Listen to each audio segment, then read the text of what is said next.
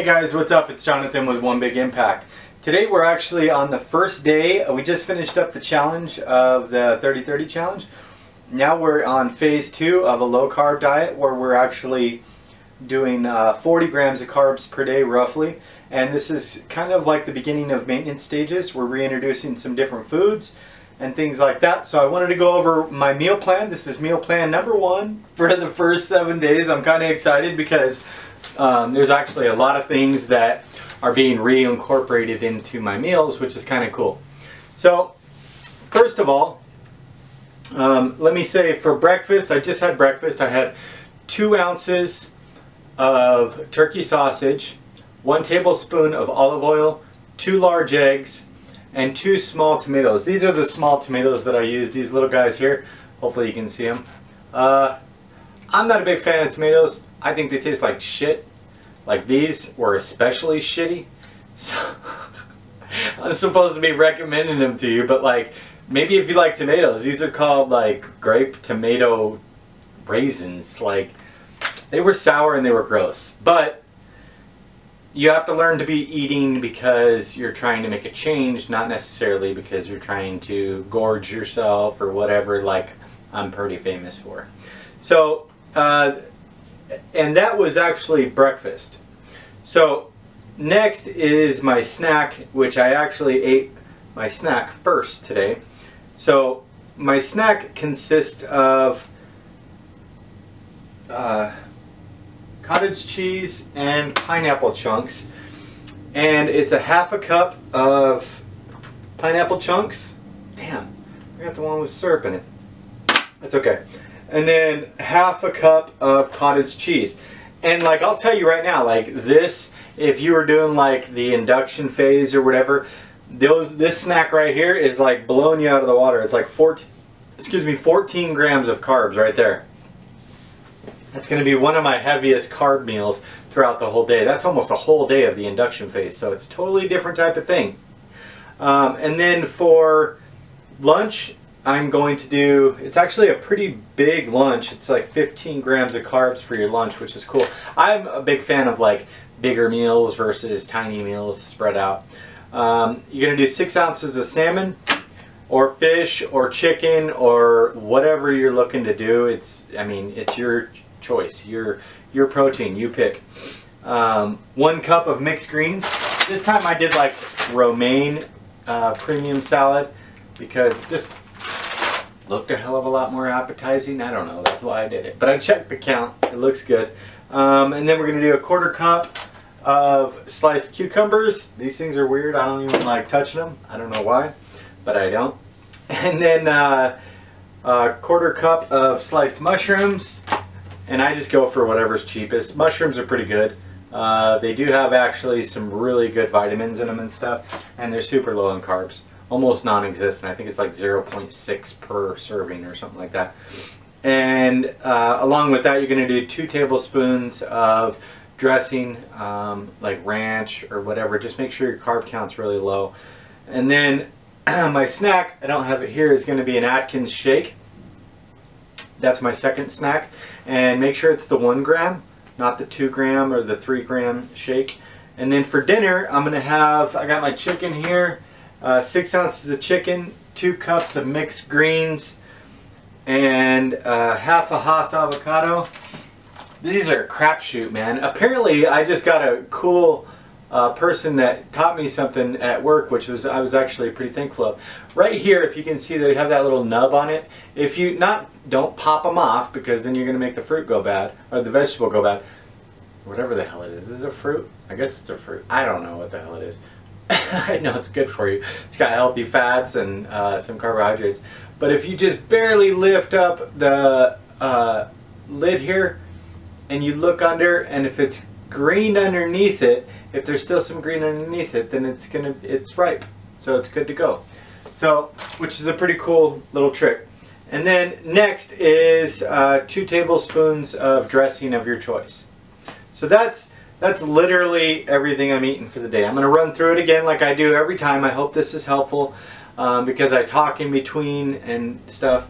So breakfast, 2 small tomatoes, 1 tablespoon of olive oil, 2 eggs, and 2 ounces of turkey sausage.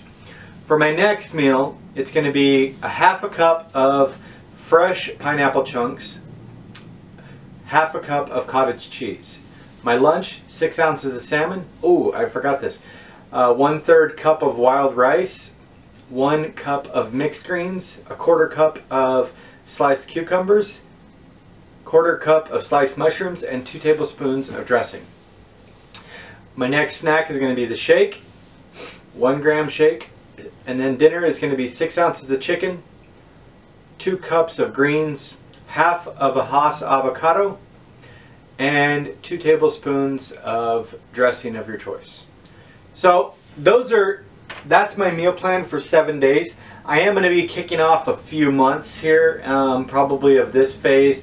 So stick with me. Every Monday, I'm going to be loading videos on this. I'm trying to get them on by 2 o'clock every Monday. But every Monday I will be switching my meal plan. So I'll be not only switching my meal plan, but also keeping you in touch with tips and tricks and things I'm noticing about myself. Now, let me talk about the 3 things that I wanted to talk about today, because this is the first day of the phase 2 maintenance phase. So if you're sensitive to certain foods, like say you're sensitive to almonds but you're not sensitive to walnuts or whatever, if you know that, don't reincorporate them into your meal plan. And the reason is you can find something else, use walnuts or in exchange, because you don't want to start screwing up. And if you know that certain foods make you gain weight, eliminate them. That's fine. Use a different thing, alternative.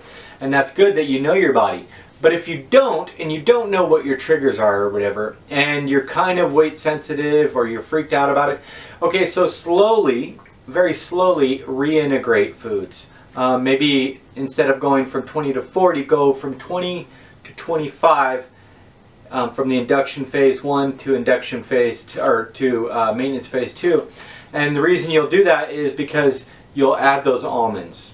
Just one thing reintroduced to your meal plan.